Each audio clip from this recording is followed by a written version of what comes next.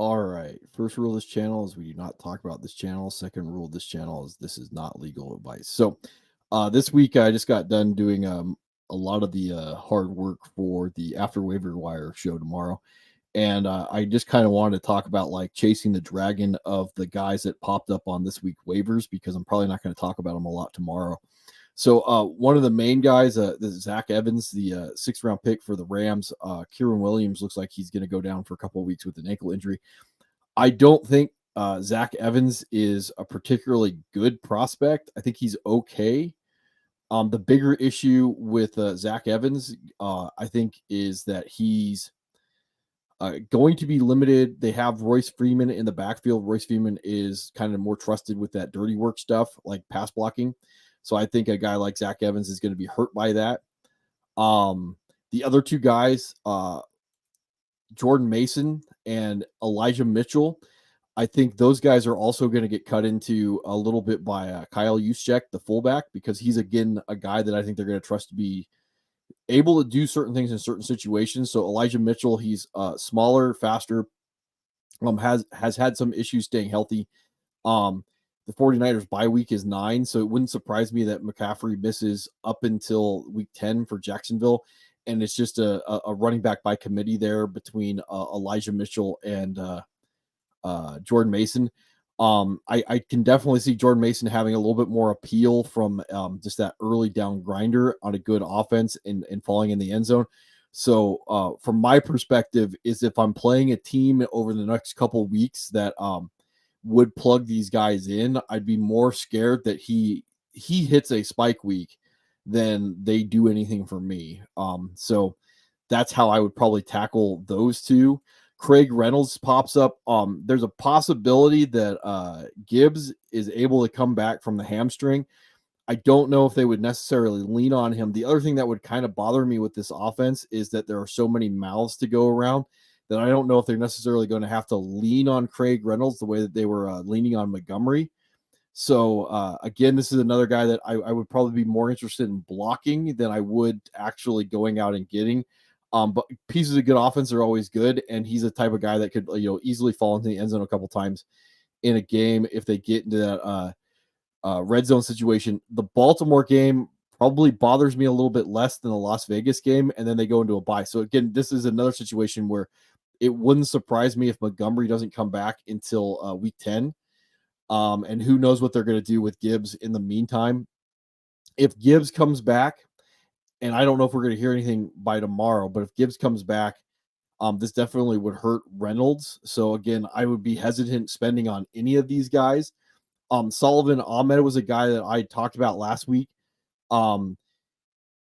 What's his face? The third string running back, and I probably should have been more prepared again.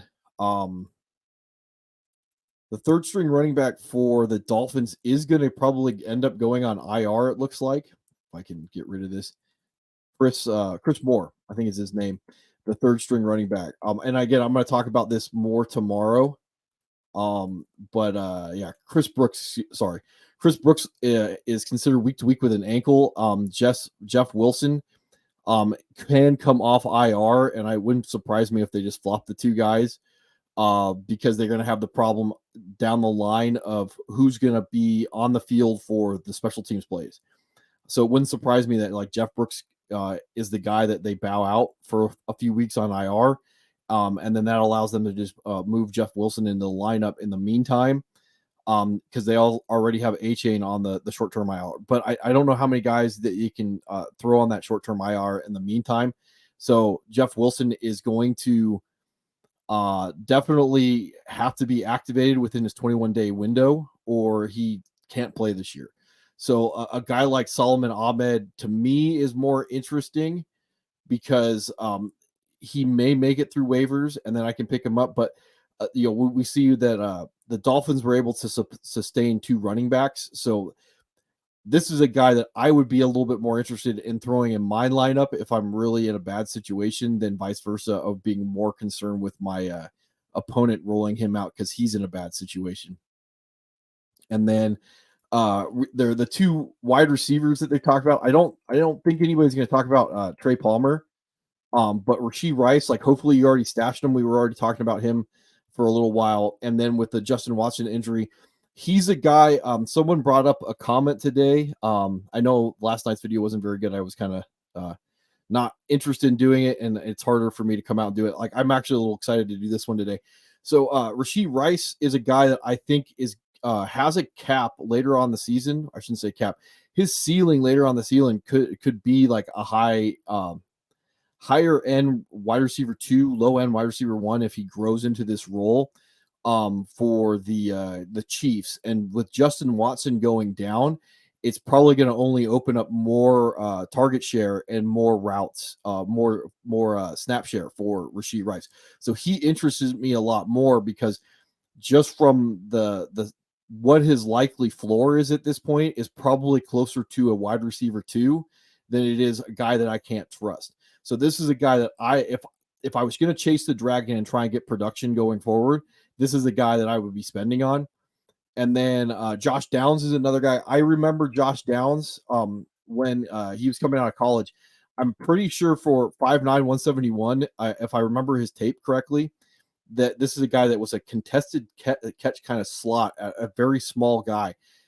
So I liked him a lot. And then with Alec Pierce's injury, this is another guy like there's going to be more opportunities. So of all the guys that I would be spending on this week, it's probably these 2 wide receivers, depending on what I need out of my lineup.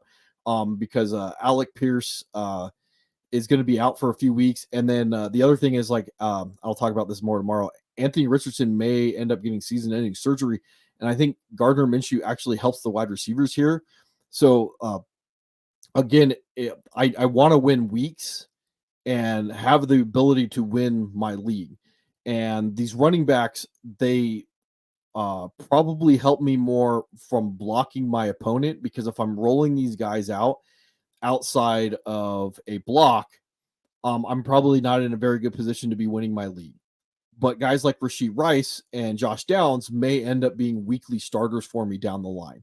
And then finally, to finish this off, we have Michael Mayer, and I'll talk about him more tomorrow too.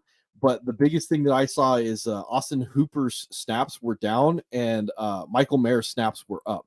So there's a possibility in this offense. I don't think he's going to outsnap or outproduce Devontae Adams, but there's a possibility in this offense he could ascend to that number 2 role over Jacoby Myers, especially with Jimmy G out.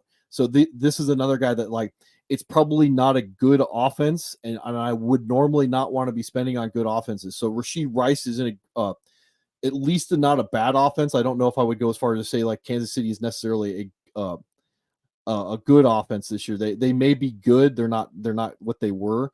And Josh Downs is definitely not in a bad offense either. Michael Mayer may be closer to a bad offense, and buying pieces of worse situations is not always the greatest thing. But these are the 3 guys that interest me a little bit more than chasing after the production of a running back position that, like, I may be wrong on just because of the running back by committee that it looks like it's going to end up being. So anyway, this is rather short, and I'll get out of here, and I'll see you guys tomorrow.